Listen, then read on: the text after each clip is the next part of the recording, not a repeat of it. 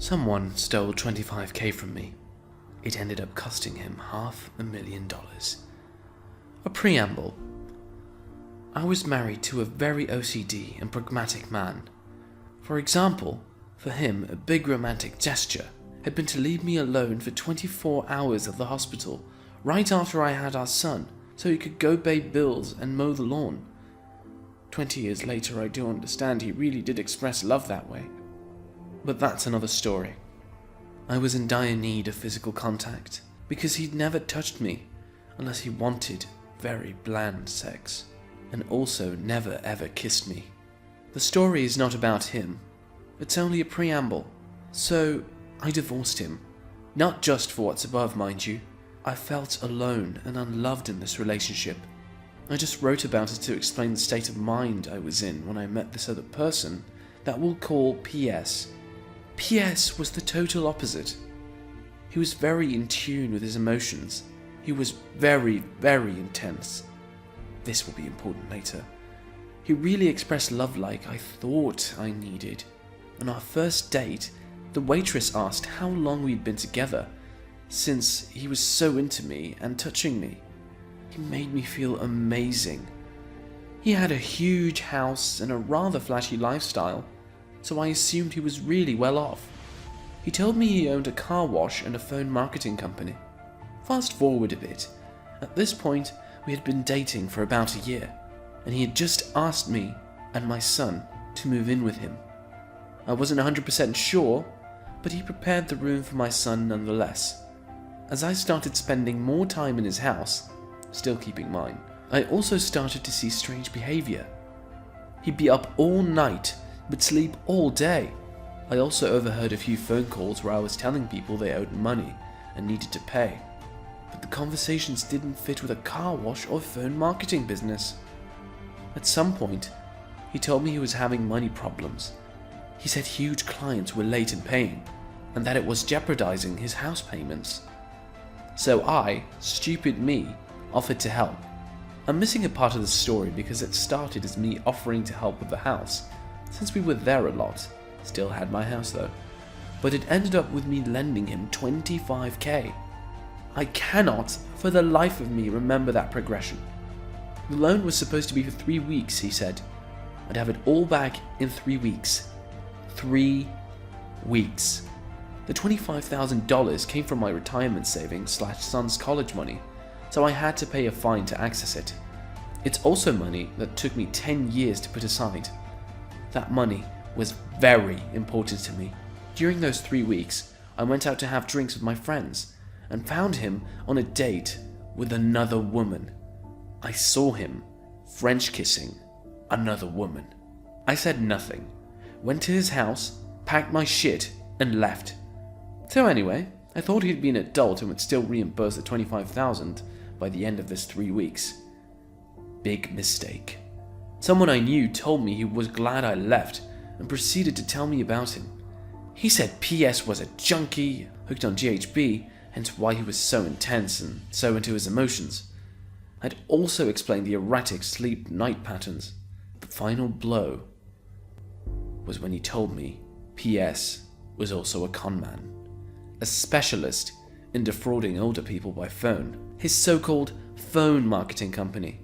In the beginning, I wasn't sure I believed it, but then bits of what I had overheard in the last year started to make sense, and I realized it was all true.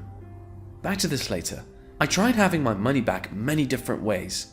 None worked.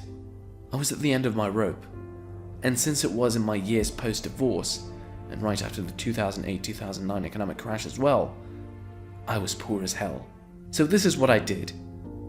First, he had given me access to pay bills online, not to his bank accounts, but to his emails, so I was able to investigate all his accounts with the same password.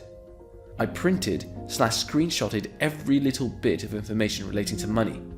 I found proof that he was indeed scamming people, and found the people he worked with, and even the name of the person at Western Union who facilitated the money transfer. I found out he was an organized criminal. I also found out he did this between the two countries. I started preparing Strike 1. Strike 1. So for strike 1, I printed his face and the face of everyone working for/with him from their online profiles in defrauding people, and left hundreds of flyers in his neighborhood. I also called the hotline for financial crime prevention in both the countries and gave very specific details and names. Know that even if he had given me the money, this goes against my core values, and I would have done the same thing either way. At this point, I was preparing strike 2 too. Strike 2. I was dumb in lending him money, but at least I did it the right way. I wrote a check. I didn't do cash. I wanted proof just in case. It would turn out to be a great idea. On the check, I had written that it was a loan. Thank you, Judge Judy, for this tip. Since he didn't pay me back, I prepared an invoice and sent it to me from his hacked email. When the time came to do my taxes, I filed the $25,000 as an expense using the invoice. I have many freelancers. I slid him as one of them. And it passed. Don't ask me how I got his social security number, I can't remember.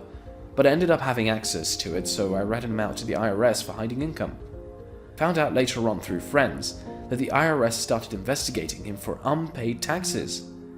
I heard he had to pay 38% taxes on that $25,000, plus pay a 20% fine for not declaring income. At this point, I was satisfied.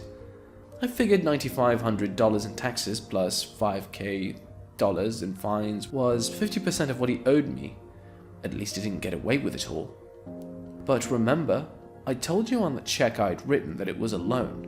So I took about 2 to 3 years, but I took him to court and won. He didn't even show up. So he has to reimburse the full $25,000 plus court fees, plus what he owes to the IRS, so it's $39,500 that he was to pay for not reimbursing $25,000.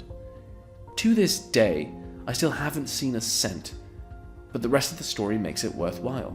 For a while, I thought the financial crime call I had made had no effort. Now, the cherry on top. What I didn't know at the time is that the IRS would team up with Wire Fraud Division and look at everything he did. They weren't able to catch him on the wire fraud, but since the house he had not fit with the money he was declaring, they got him on tax evasion and gave him a certain delay to pay back taxes. I heard it was only 3 months, but I don't know if it's accurate. They got him so good, they ended up freezing his accounts, and he lost his house. The bank foreclosed it, and his debt to the IRS is still open. We're not in the US, so he won't go to jail for this, however. But my $25,000 that he did not want to repay ended up costing him over $500,000. And since you cannot go bankrupt for a debt you owe to the government, I'm happy to tell you that at 40 years old, he had to move back with his parents and ask for welfare, and will probably be paying this for the rest of his life. Oh, this story is not finished, however. I just learned that he now has a job as a concierge in the apartment building of his parents. So I'll be contacting the court to have the money he owes me taken directly from his pay. The thing is, he has no idea I'm the culprit of all his bad fortune.